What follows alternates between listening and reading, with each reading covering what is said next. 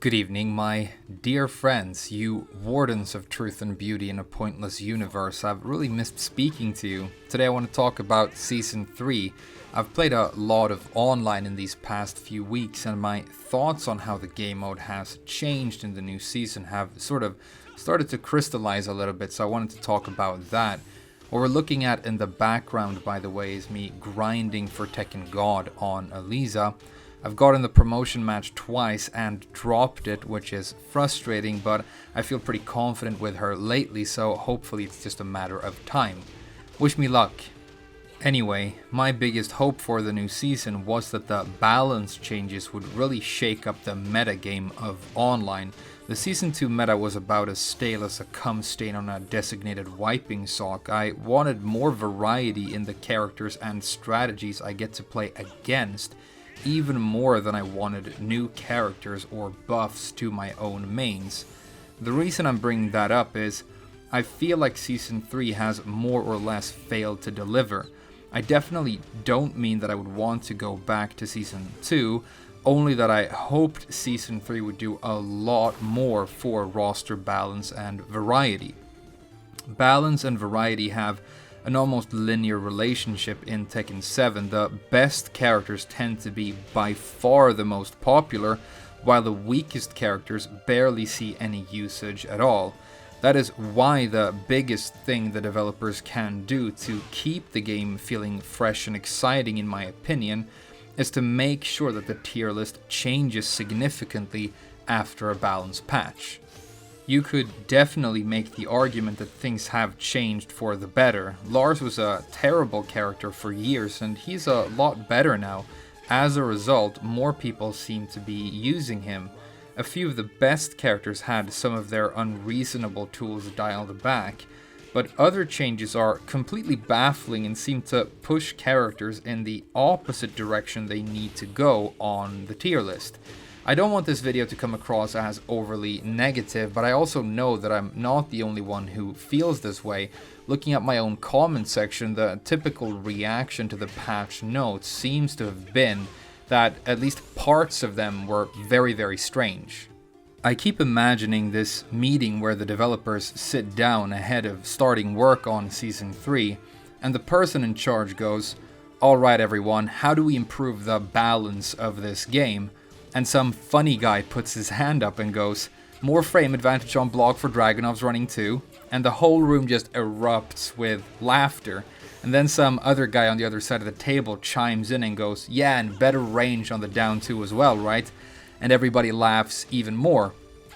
Then some nervous new intern tries to join in and goes, "What about more advantage on block for Brian's back 1? And the room goes quiet like, "Dude, you took it too far, the joke is played out." But then the boss goes, "Alright, that was fun and everything, but let's get back to work now. How do we fix Gigas?"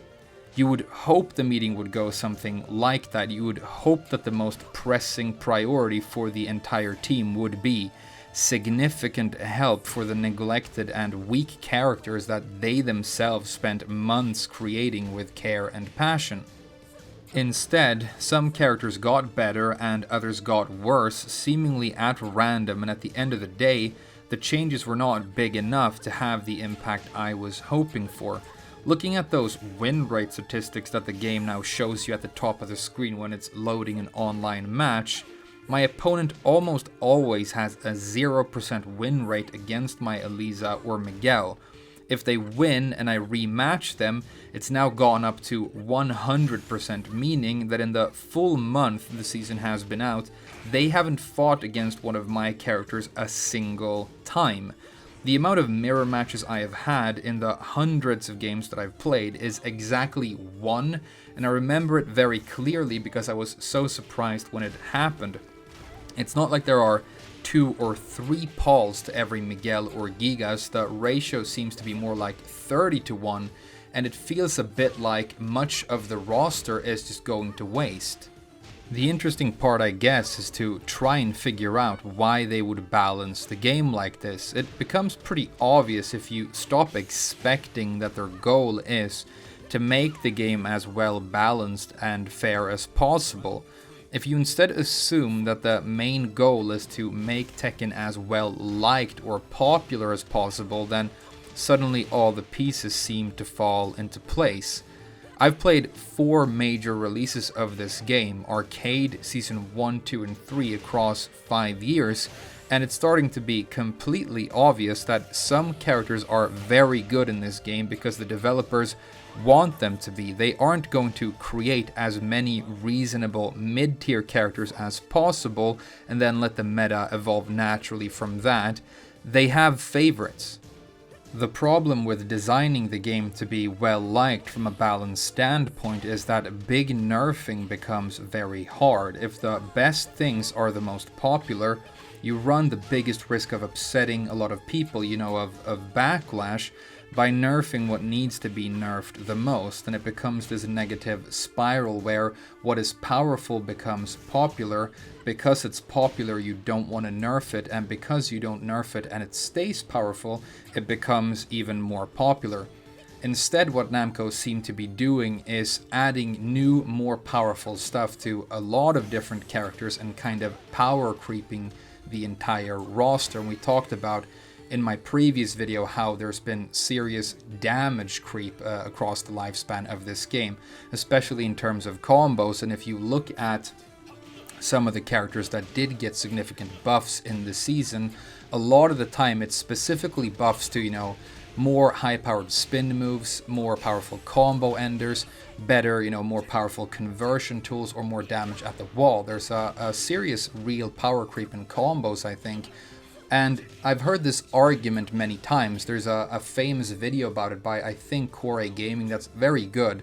It talks about how nerfing is not as good a strategy as buffing when you're balancing a game. But I think that depends on what game you're talking about and what kind of a roster you're looking at. I personally think that damage is getting to be a little bit too high in Tekken 7, and I think it's impacting stuff like the playability of the game and the length of a round. But Tekken 7 also is a game that famously, has a lot of very powerful characters. It's really known for that from the start. It doesn't have, 1 or 2 characters in the top tier. It's more like 10 characters, and then it has a big bunch of characters at the bottom who are very underused. And I think in an environment like that where damage is already getting to be a little bit too high, a better way to balance might actually be large-scale nerfs across your roster. But then again, when you implement something like that, you run such a large risk of negative backlash from your community, and I guess that's why it's a difficult issue. Having said all of that, though, I am having a lot of fun playing Season 3, and I am noticing changes to the metagame. It's just not quite as dramatic as maybe I had hoped, but I do want to talk about some of the things I really love about this season. And the first thing is wall bounce. I really think that this is the revenge, in the season of wall bounce. I made a video talking about how the mechanic wasn't implemented very successfully in Season 2, and I think they've done it in a risky way that luckily worked out this time, because they've put the property on very strong wall splatting tools, and there's a lot of bouncing going on. I've been bouncing people around like crazy and having so much fun with it.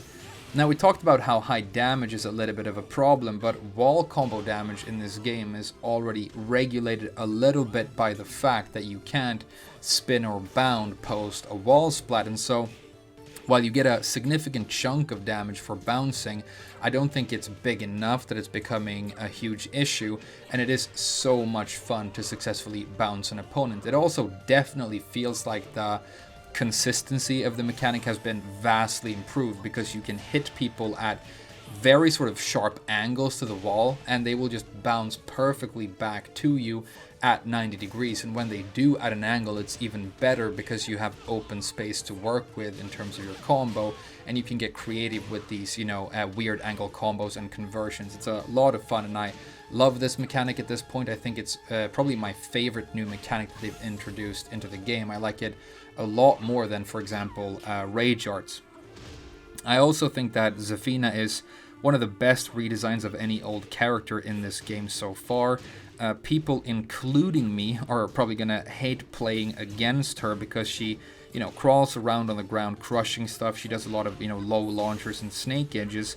But the visuals are amazing, and I think she's at least much, much better than she was before, and that was really important for the re-implementation of this character. The hand is just a really good idea, and I think they executed it pretty much perfectly. In conclusion, I really like Season 3, but I think more dramatic balance changes could have been really refreshing. I'm in the mood for big fat nerfs, I guess, and across the entire roster, including my own characters, like slash the damage of everything in half, make all the safe stuff unsafe, make room for creativity, and delete all the win buttons. Give Gigas an Electric Wind God Fist, make the Death Fist a duckable high, geese and pandas living together, mass hysteria, and then when the dust settles, maybe the new balanced landscape will at least have novelty to boast of. Thank you for watching, everyone. I'll see you in the next one.